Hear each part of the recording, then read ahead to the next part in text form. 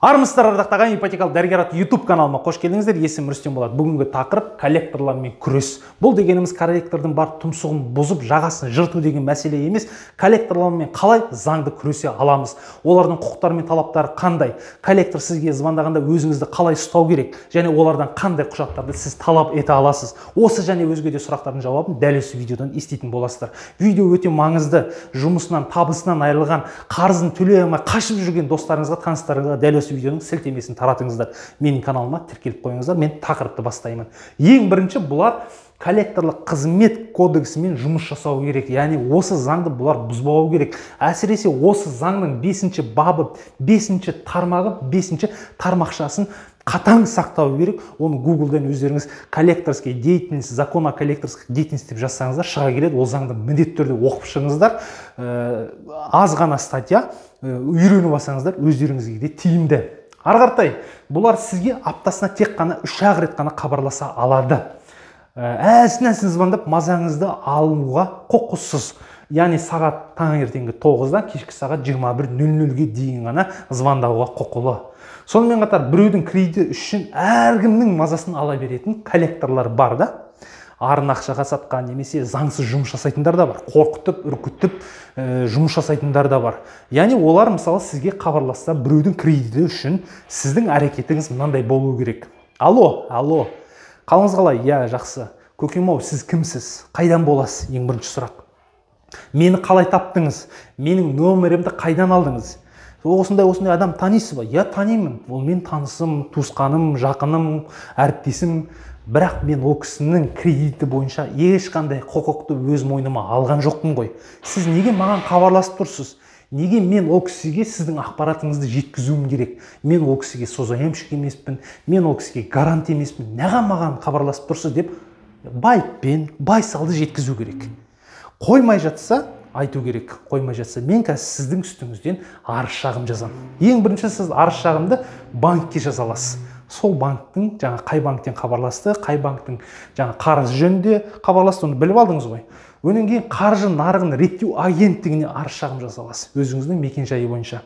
Өнен кейін сіздің дербес деректеріңізді қолданып, оларды үшінші тұлғаға беріп, сіз жайлы ақпаратты таратқан үшін мына ішкі істер органдарына арыз шағым жазасыз. Қарапайым 102-ге звондасаңыз болды, сіздің жергілікті участковыйыңыз келеді да, оларға хабарласып, сонымен коллектор сізге звондамайтын болады.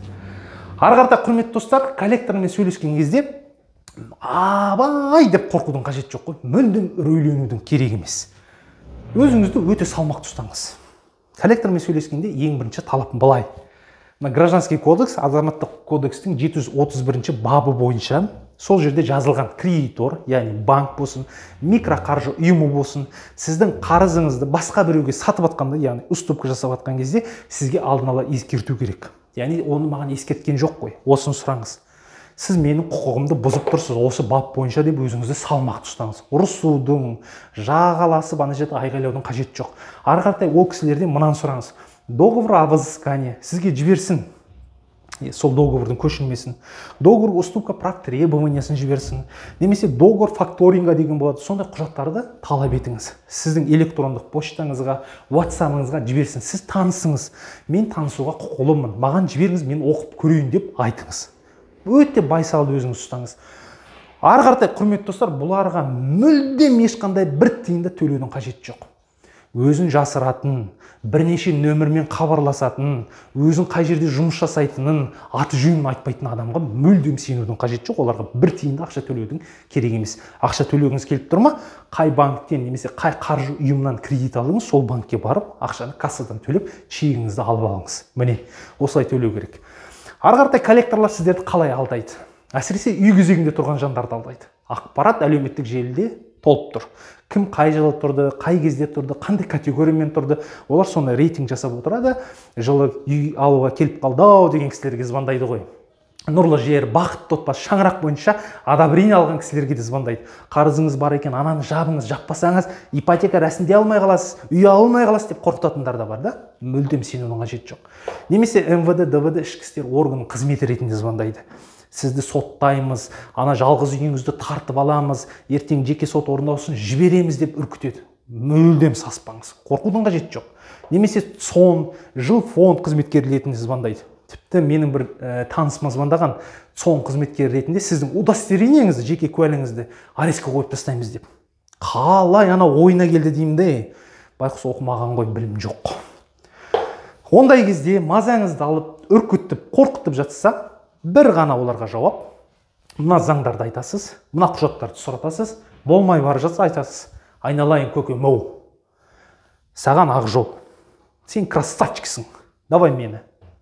Ісімді сотқа жөнелт, сотта кездесеміз. Болды. Соттан қорқудың қажеті жоқ, құрметті достар.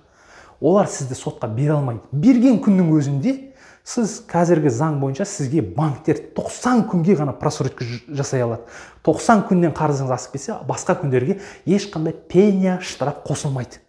Яғни сотта сіз сол күндерге ғана төлейсіз, және сізге сот график шығарып береді. Міне осындай күні, осындай жылға, ай сайын осындай мизерный сумма деп төлеп, солай келісуге болады. Міне, коллектордан қорқып үркудің қажеті жоқ. Енді бұлар анықтама алу керек бұлардан. Әсіресе отбасы банк арқылы ипотека рәсімдегенде сіздің қарызыңыз белгілі бір банктен, микроқаржы ұйымынан коллекторға сатылып кеткен болса, уступка болған болса, олардан справка аласыз. Менің дәл YouTube каналымда плейлист бөліміне өтсеңіз, кредитная история деген бөлімшесі бар. Сол жерде кредитный историяны қалай алу керек, кредитный историяға талдау бөлімшесі бар. Яғни өзіңіздің кредитный историяны шығара аласыз, соны талдайсыз. Дәл сол видеода көрсетілген уступка болса, ол қарыз бойынша міндетті түрде алдын ала анықтамаңызды алып қойыңыз.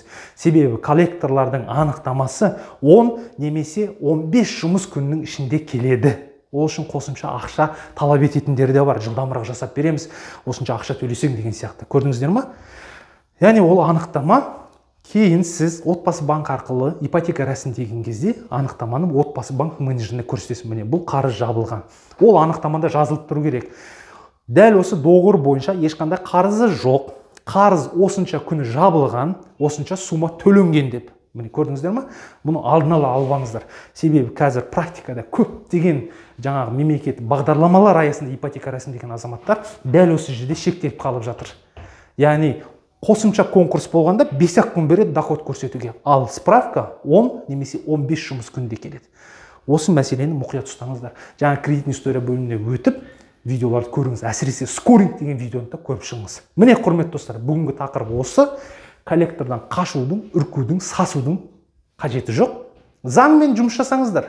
Келесі видеоларда кездескенше аман есен сау болыңыздар.